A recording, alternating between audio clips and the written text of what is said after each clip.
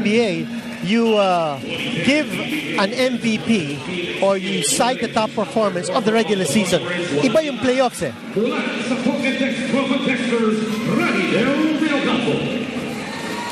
Yes, Ranidel and company waiting in the wings. Nag-aabang na lang ng kalaban.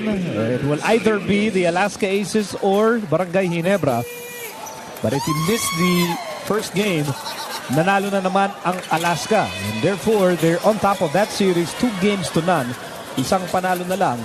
Pasok na ang Alaska Aces in the semifinals to face Talk and Text. And by the way, Ranidel do Ocampo scored double figures in all but one of his games in the double round eliminations. And his high game was 28 points. And we all know that Talk and Text finished double round eliminations with a 15-3 record, good for first place and locking up that first semifinals berth. At nagsimula ng second half sa pagitan ng Beam and Derby Ace at Rainer and Shine. Ang magwawagi naman sa serye na ito will face the San Miguel Deermen in the semifinals. And Rod Neely starts us off with that corner jumper. You know, Mark Pingris is having a difficult time defending against Rod Neely. I think Pingris is more effective guarding imports down low rather than imports who use their versatility by attacking from the outside and moving inside. Here's Neely again. That time comes up short. So score natin 49-41 with a minute having gone by in the third period. D-Meg has Cliff Brown, James Yap, Paul Artadi, Pingris, and Rivas on the floor. And Mark Pingris will go to the free throw line. Pingris only scored 2 points in the entire first half. Now he's become active on the offensive end.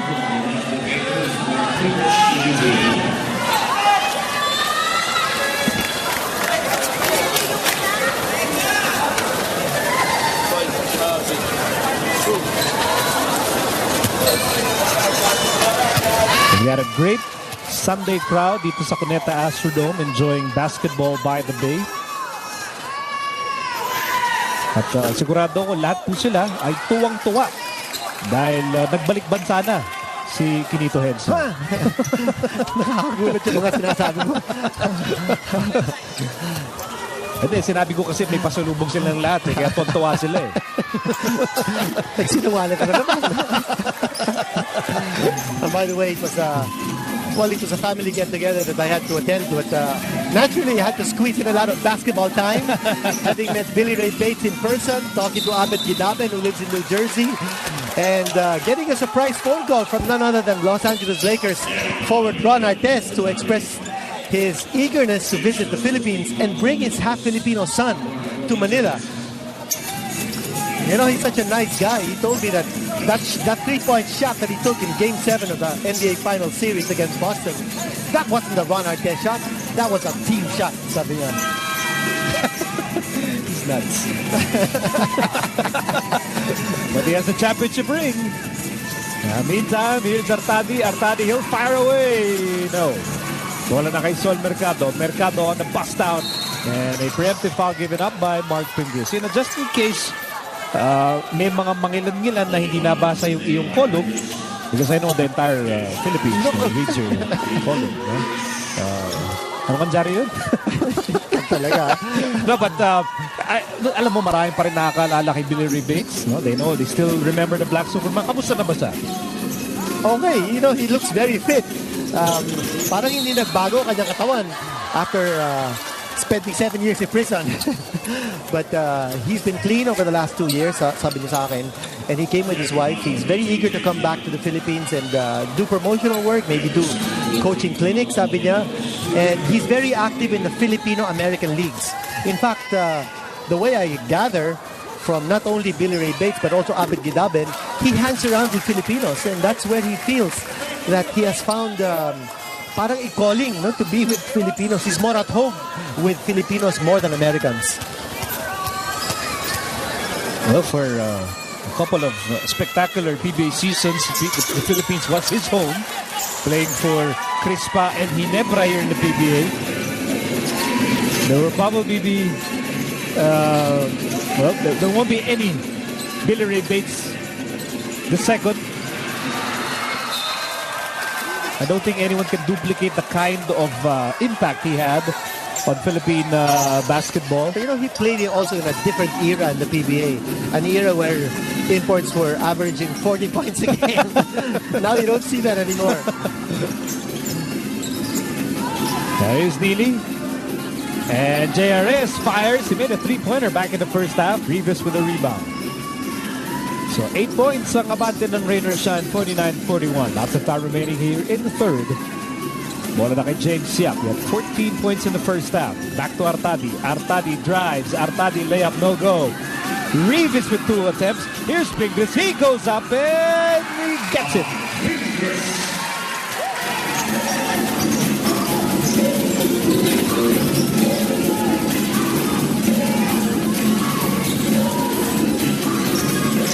Here's Neely.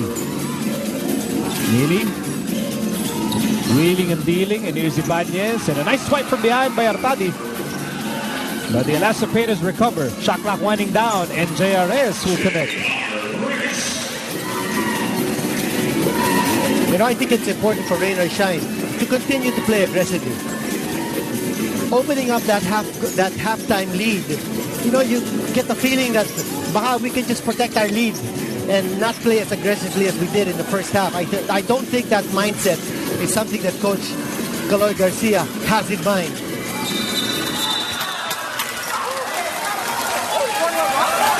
Loose ball foul against Rafi Rivas.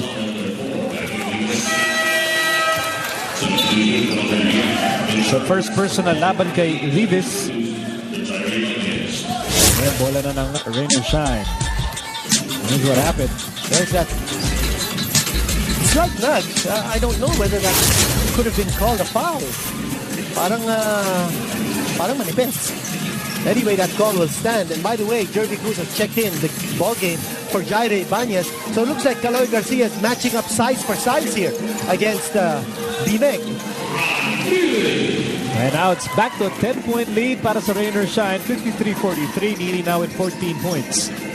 Now this is very unusual to have J.R. Reyes and Jervy Cruz playing together.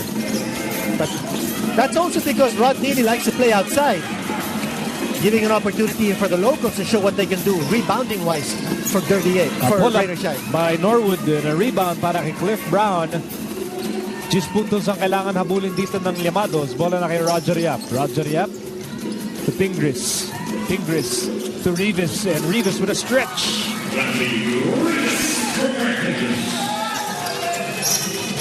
First 2 points para kay Rafi Rivas. And that Rain or Shine lead has been whittled down to 8 points. As we approach the last 7 minutes of the third quarter.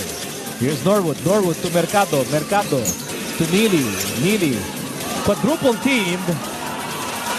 And Rain or Shine looking for a foul there. And here's James Yap all the way for 2.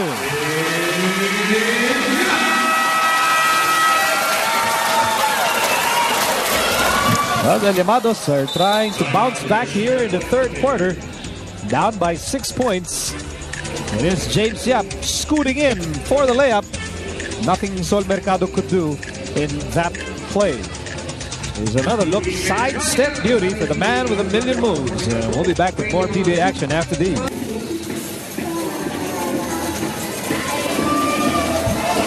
6:58 remaining dito sa third quarter. Bagong lap. Let's go to Leah Cruz. Thanks, Miko. According to assistant coach Richard Del Rosario, the Elasto Painters played good defense in the first half. BMEG shot less than 30%, but they gave up too many offensive rebounds, with BMEG having 14. So here they have to limit their shots and continue to play good defense inside. Also, they want to keep locating James Yap. They don't want another explosion, and also have to keep an eye on Roger Yap and PJ Simon. Back to you guys. Well, those are the three gentlemen who really did major damage para sa BMEG Derby Ace back in game 1, especially in the fourth quarter. Meantime, is JRS with a wild hook shot. Going up against a 2-3 zone defense off that timeout by Derby Ace. Brown, Meyerhofer goes up and he is fouled. Well, just to reinforce that point made by Leah about the offensive rebounding, so right. Derby Ace with 16 offensive rebounds so far against only 2 for Rain or Shine. And in terms of second chance points, ang laki ng diferensya. It's 10 second chance points